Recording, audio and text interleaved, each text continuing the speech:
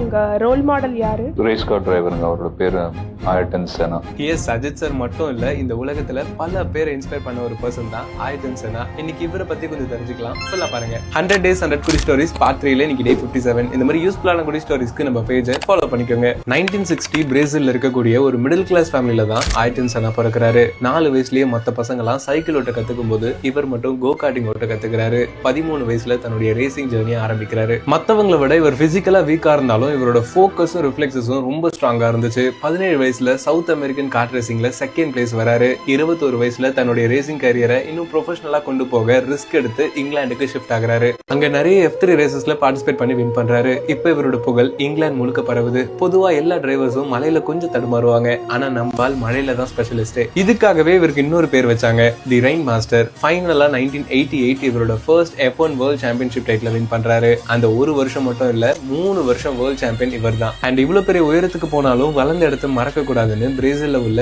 ஏழை குழந்தைகளுக்கெல்லாம் அந்த காலத்திலேயே மில்லியன்ஸ் ஆஃப் டாலர்ஸ் டொனேட் பண்ணிருக்காரு. பட் அன்பார்ச்சுனேட்லி தன்னுடைய 34வது வயசுல ஒரு கார் ஆக்சிடென்ட்டை சந்திக்கிறாரு. தனக்கு இவ்வளவு பெரிய பேரும் புகழும் சம்பாதிச்சு கொடுத்த ரேஸ் ட்ராக்லயே இவரோட உயிரும் போகுது. இன்னைக்கு இவர் இறந்து 30 வருஷம் ஆனாலும் இவர் பண்ண சாதனைகளை இந்த உலகம் இன்னைக்கும் மறக்காது. அண்ட் இந்த ஸ்டோரியை உங்க ஃப்ரெண்ட்ஸ்க்கும் ஷேர் பண்ணுங்க, அவங்களும் தெரிஞ்சுப்பாங்க.